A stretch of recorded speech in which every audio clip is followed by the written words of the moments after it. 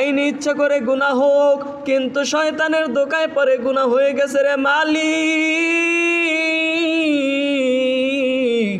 জীবনে আর কখনো গুনাহ করব না, তুমি মাফ করে দাও। মাওলার কাছে বেশি বেশি তওবা করো, ইবাদত করো, মাওলার গোলামির ভিতরে লেগে থাকো। মাওলার গোলামির ভিতরে লেগে থাকার মধ্যে তুমি তোমার ইখলাসকেও পরিশুদ্ধ করে নাও। ইবাদতের সবচেয়ে সুন্দর অলংকার হলো ইখলাস। আল ইখলাসু সিররু বাইনাল আবদি ওয়া রাব্বিহি।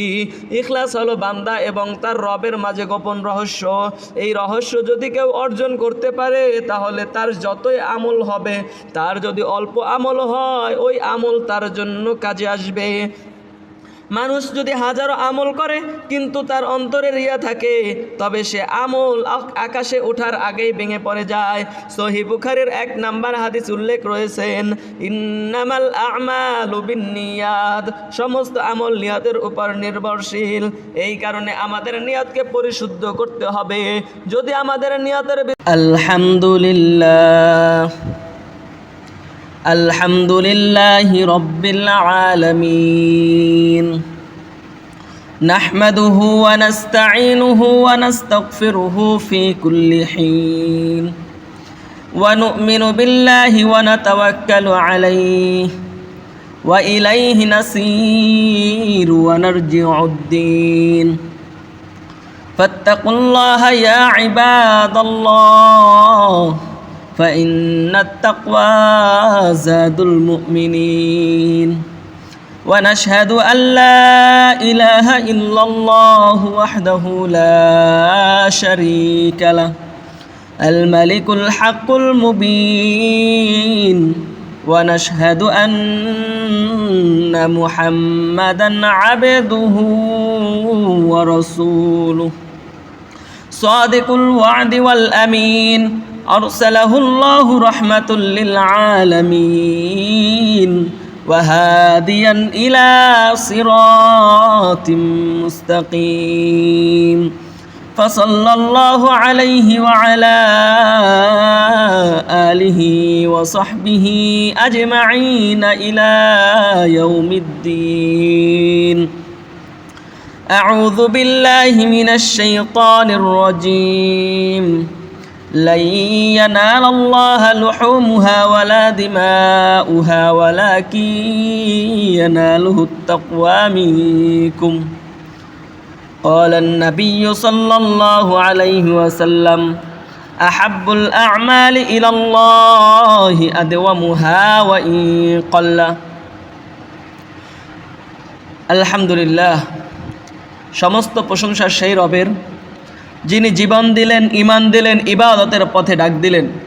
দুরূদ ও সালাম তার প্রিয় হাবিব আখিরি জামানার পয়গম্বর নবী আকরাম হযরত মুহাম্মদ মুস্তাফা সাল্লাল্লাহু আলাইহি ওয়াসাল্লামের উপর, যার পথে চললে হৃদয় আলো পায়, অন্ধকার দূরীভূত হয় এবং গুনাহ ধুয়ে যায়। সম্মানিত ভাইরা, জীবন তো শুধু দিনের পর দিন বেঁচে থাকা নয়, এটা এক পরীক্ষা, এক সফর, এক ফিরে যাওয়ার প্রস্তুতি। কখনো রমজানের আলো, কখনো কোরবানির তাকওয়া, এইসব আমাদের মনে করিয়ে দেয় আমরা দুনিয়ার জন্য নয় বরং আল্লাহর জন্যই সৃষ্টি হয়েছি। তাই আজকে এই আলোচনায় আমরা জানব কিভাবে কোরবানি শিক্ষা আমাদের জীবনে আসবে, কিভাবে ঈদের পরেও ইবাদতে মশগুল থাকতে পারি, কিভাবে আত্মীয়তার বন্ধন টিকে থাকবে, কিভাবে গরিবের হক আদায় হবে, আর কিভাবে আখিরাতের পথে প্রস্তুতি গ্রহণ করব ইনশাআল্লাহ। আপনারা আপনাদের অন্তরস্থল থেকে দোয়া করতে থাকেন যেন আল্লাহ পাক রব্বুল আলামিন আমার জবান থেকে উপকৃত কথা বের করেন এবং আপনাদেরকে মনোযোগের সাথে শোনার তৌফিক দান করেন, যাতে এই কথাগুলো আপনাদের জীবনে কাজে আসে। कुर्बानी सिर्फ जानवर ज़बह करने का नाम नहीं, ये अपने गुरूर को अल्लाह के सामने तोड़ने का पैगाम है। कुर्बानी शुधु पशु जबाइয়ের नाम नय बरং निजेर अहंकार के आल्लाहर सामने भेंगे फेलार बार्ता। कुर्बानी एटी मानुषेर अंतरेर गहिने लुकिये थाका अहंकार, हिंसा, विद्वेष, लोभ, लालसा, कृपणता और नफ्सेर बिरुद्धे एक महायुद्धेर नाम।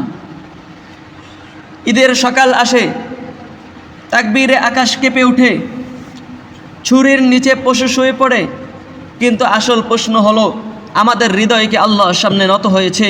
आमादेर भेतरेर अबाध्य सत्ता कि भेंगे पड़ेছে? কোরবানির রক্ত জড়ে কাঁপে ধরণীর বুক, তবুও কেন অন্তর জুড়ে গুনাহের সুখ? ছুরির নিচে পশু সই নফস কেন জাগে, তাকওয়ার সেই সুবাস তবে উঠবে কোন ফাঁকে? রবের ডাকে সাড়া দাও, ভাঙো অহংকার, দুনিয়ার সব মায়া ফেলে হও তারি দরবার। কোরবানি তো সেই জনের যে নিজেকে হারায়, আল্লাহর প্রেমে গিয়ে অন্তর বিলীন করায়। কোরবানি আমাদেরকে এটাই শিক্ষা দেয়। সূরা আল হজ্জের ৩৭ নম্বর আয়াত আল্লাহ পাক রব্বুল আলামিন বলেন, লা ইয়ানালুল্লাহা লুহুমুহা ওয়ালা দিমাউহা ওয়ালাকিন ইয়ানালুহুত তাকওয়া মিনকুম। আমার কাছে পৌঁছে না পশুর গোস্ত কিংবা রক্ত, বরং পৌঁছে তোমাদের তাকওয়া। এই আয়াত দ্বারা আমাদের বুঝে আসে আল্লাহ পাক রব্বুল আলামিন আমাদের নিকটে রক্ত মাংস গোস্ত কিছুই চান না। তিনি চান অন্তরের পরিবর্তন। তিনি চান বান্দা এমন হোক যে নিজের চাওয়ার আগে রবের চাওয়ার স্থান দিবে। তার মনে চেয়েছে হাজার হাজার কোটি কোটি টাকার মালিক হওয়া, কিন্তু আল্লাহ পাক রব্বুল আলামিন সেই সময়ে তাকে নামাজের দিকে ডাক দিয়েছেন। তিনি সব কিছু ফেলে মাওলার নামাজের দিকে চলে আসবে।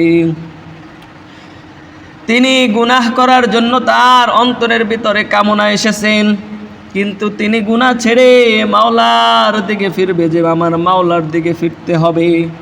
রমজানের সময় বড় ক্ষুধা লেগেছে, কিন্তু তিনি সেই সময়ে খাবার না খেয়ে আল্লাহর জন্য ধৈর্য ধারণ করেছেন। আল্লাহ পাক রব্বুল আলামিন এই কোরবানি দ্বারা আমাদেরকে এটাই শিক্ষা অর্জন করার কথা বলেছেন, যে তোমার টাকা পয়সা বাড়ি গাড়ি, তোমার মনের খাহেশা চাওয়া এবং মনের কামনা সব কিছুকেই বিসর্জন দেওয়া আমার জন্য কোরবানি এটাই তোমাদেরকে শিক্ষাদান করে।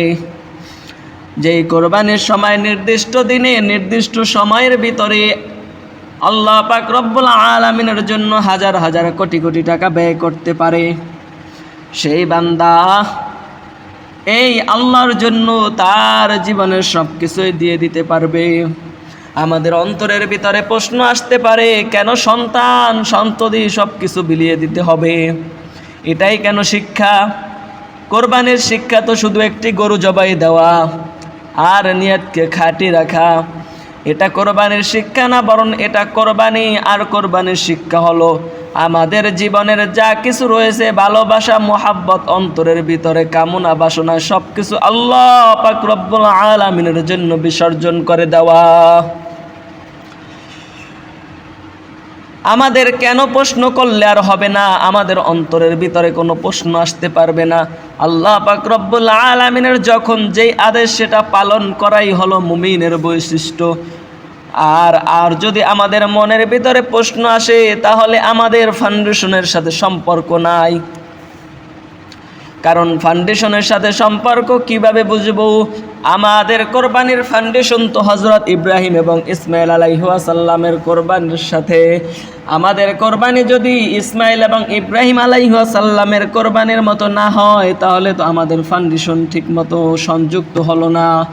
যেমনভাবে যদি কোনো ব্যক্তি দুনিয়ার মাঝে একটি বিল্ডিং তৈরি করে, কিন্তু বিল্ডিংয়ের যে ফাউন্ডেশন দেওয়া হয়েছে তার সাথে সম্পর্ক না রাখে, তাহলে এই বিল্ডিং যেমন ঝুঁকিপূর্ণ, ঠিক তেমনি ভাবে যদি কেউ কোরবানি করে আর ওই কোরবানি ইব্রাহিম এবং ইসমাইল আলাইহিস সালামের কোরবানির সাথে সম্পৃক্ত না থাকে, তার মাধ্যমে যে উদ্দেশ্য মাকসাদ হাসিল করার কথা ছিল তা হাসিল না হয়, তাহলে আমাদের কোরবানিও কেমন জানি ঝুঁকিপূর্ণ হয়ে গেল। হযরত ইব্রাহিম আলাইহিস সালামকে যখন আদেশ করা হলো তুমি তোমার প্রিয় সন্তানকে কোরবানি করে দাও, তখন তিনি কোনো প্রশ্ন করে নাই। আর যখন ইসমাইল আলাইহিস সালামকে কোরবানির বিষয়টি বলা হলো, তখন তিনিও প্রশ্ন করে নাই আমি কেন, বরং তিনি কি বলেছিল? সূরা সাফফাতের 102 নম্বর আয়াতে উল্লেখ রয়েছেন, তিনি বলেন, ইয়া আবাতি ফাআল মা তুমার, হে আমার পিতা, আপনাকে যা আদেশ করা হয়েছে তাই করুন। সাতাজিদুনি ইনশাআল্লাহু মিনাস সাবিরিন, অবশ্যই আমাকে আপনি ধৈর্যশীলদের অন্তর্ভুক্ত পাবেন। এই কোরবানি দ্বারা কি বোঝা যায়? যে একজন মানুষের থেকে প্রিয় জিনিস হলো সন্তান। দুনিয়ার টাকা পয়সা বাড়ি গাড়ির থেকেও সব থেকে প্রিয় হলো সন্তান, কারণ যা কিছু করে সব সন্তানের জন্যই করে। যখন এই সন্তানকে কোরবানি দিল, কোরবানি দিতে যাওয়া মানেই হলো আল্লাহ পাক রব্বুল আলামিনের জন্য সবকিছু বিসর্জন দিতে পারা। এই কোরবানির দ্বারা আমাদের এটাই শিক্ষা যে আমাদের প্রিয় যত জিনিস রয়েছে সব কিছুকে আল্লাহ পাক রব্বুল আলামিনের জন্য বিসর্জন করে দেওয়াই হলো কোরবানির মূল শিক্ষা। কিন্তু বড় দুঃখের সাথে বলতে হয়, কোরবানি শেষ হয়ে যায় তো আমাদের মুসলমানদের ইবাদত বন্ধ হয়ে যায়। কিন্তু মুমিনের ইবাদত তো কোরবানির দিন শেষ হওয়ার সাথে সম্পর্ক না, কোরবানির পরেই তো আসল পরীক্ষা শুরু হয়। True devotion begins when the celebration ends. প্রকৃত ইবাদত তো তখনই শুরু হয় যখন উৎসব শেষ হয়ে যায়। কারণ মানুষ উৎসবের দিনে মাওলাকে স্মরণ করা বড় সহজ, মাওলার পথে চলা বড় সহজ, মাওলার ইবাদতের দিকে ছোটা বড় সহজ। কিন্তু সাধারণ দিনের অন্ধকারে ইবাদতের আলো ধরে রাখা বড় কষ্টকর, বড় কঠিন। যে হৃদয় জিলহজের তাকবীরে কেঁপেছিল, সে হৃদয় কি এখনো তাহাজ্জুদের অশ্রুতে ভিজে? যে চোখ আরাফার দিনে দোয়ায় অশ্রু সিক্ত হয়েছিল, সেই তো চক্ষু কি এখনো গুনাহ থেকে বেঁচে থাকে?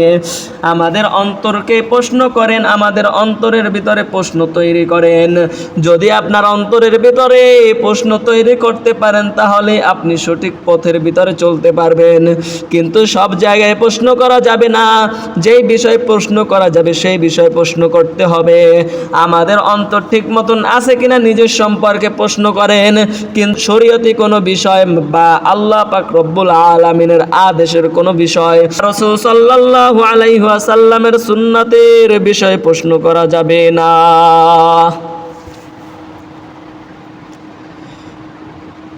তাকবীরের সুর কেন থেমে যায় বলো? ঈদের চাঁদ ডুবলেই মন হয় ছলছলো। যে চোখ ছিল অশ্রু সিক্ত রবের ভয়ে, সে চোখ কেন ডুবে যায় দুনিয়ার মোহে? সিজদার সেই নূর যদি মুছে যায় প্রাণে, তবে কেমন করে আশা রাখো রহমতের টানে? ইবাদতের পথিক হও, থেমো নামাজ পথে, আল্লাহরই প্রেম লুকা রাতের নীরবতাতে। এই কারণে রাতের নীরবতাতে যেমনভাবে মাওলার ইবাদত করতে হবে, দিনের ভিতরেও মাওলার ইবাদতে মশগুল থাকতে হবে। সহিহ বুখারীর ৬৪৬৪ নাম্বার হাদিসে উল্লেখ রয়েছেন, রাসূল সাল্লাল্লাহু আলাইহি ওয়াসাল্লাম বলেন, আহাব্বুল আ'মাল ইলাল্লাহি আদওয়ামুহা ওয়া ইকাল। আল্লাহর কাছে সবচেয়ে প্রিয় আমল হলো যা নিয়মিত করা হয়, যদিও তা অল্প হয়। তাই ঈদের পরেও কোরআনের সাথে সম্পর্ক রাখো, তাহাজ্জুদের দরজা খুলে রাখো, দোয়ায় হাত উঠিয়ে রাখো, মাওলার গোলামিতে মশগুল থাকো। নামাজের জন্য নামাজের সময়টুকু বিলীন করে দাও, অন্য সময়ে তুমি গুনাহ থেকে বেঁচে থাকো। এটাই হলো আমাদের মূল করণীয়। কিন্তু বড় দুঃখের সাথে বলতে হয়, রমজানে মসজিদের কোনায় কোনায় মুসল্লিতে ভরপুর থাকে, জিলহজের তাকবীরে আকাশ মুখরিত হয়ে যায়, কিন্তু কিছুদিন পরে আবার মানুষ দুনিয়ার ঘুমে হারিয়ে যায়। রমজানের কান্নাগুলো কোথায় গেল হারিয়ে? তাহাজ্জুদের সিজদাগুলো কোন পথে গেল জড়িয়ে? যে কণ্ঠে ছিল কোরআনের নূর রাতভর, আজ সে কণ্ঠ ব্যস্ত শুধু দুনিয়ার কোলাহলগর। একদিন কবর ঢাকবে, থামবে জীবনের গান, তখন শুধু আমল হবে চিরসাথী অবিরাম।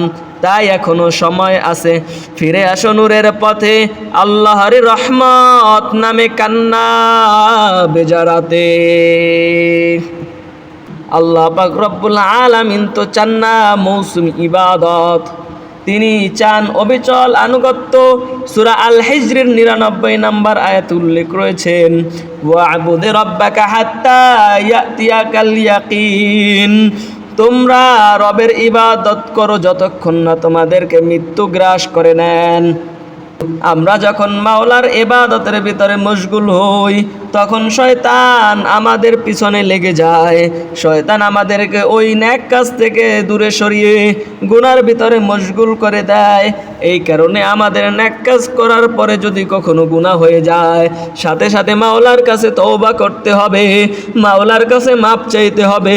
আমি জীবনে কতই না গুনাহ করেছি, তুমি আমাকে মাফ করে দাও। চাইনি ইচ্ছা করে গুনাহ হোক, কিন্তু শয়তানের ধোঁকায় পরে গুনাহ হয়ে গেছে রে মালিক। জীবনে আর কখনো গুনাহ করব না, তুমি মাফ করে দাও। মাওলার কাছে বেশি বেশি তওবা করো, ইবাদত করো, মাওলার গোলামির ভিতরে লেগে থাকো। মাওলার গোলামির ভিতরে লেগে থাকার মধ্যে তুমি তোমার ইখলাসকেও পরিশুদ্ধ করে নাও। ইবাদতের সবচেয়ে সুন্দর অলংকার হলো ইখলাস। আল ইখলাসু সিররু বাইনাল আবদি ওয়া রাব্বিহি। ইখলাস হলো বান্দা এবং তার রবের মাঝে গোপন রহস্য। এই রহস্য যদি কেউ অর্জন করতে পারে, তাহলে তার যতই আমল হবে, তার যদি অল্প আমল হয়, ওই আমল তার জন্য কাজে আসবে। মানুষ যদি হাজারো আমল করে কিন্তু তার অন্তরে রিয়া থাকে, তবে সে আমল আকাশে ওঠার আগেই ভেঙে পড়ে যায়। সহিহ বুখারীর 1 নাম্বার হাদিস উল্লেখ রয়েছেন, ইন্নামাল আ'মালু বিন্নিয়াত। সমস্ত আমল নিয়তের উপর নির্ভরশীল। এই কারণে আমাদের নিয়তকে পরিশুদ্ধ করতে হবে।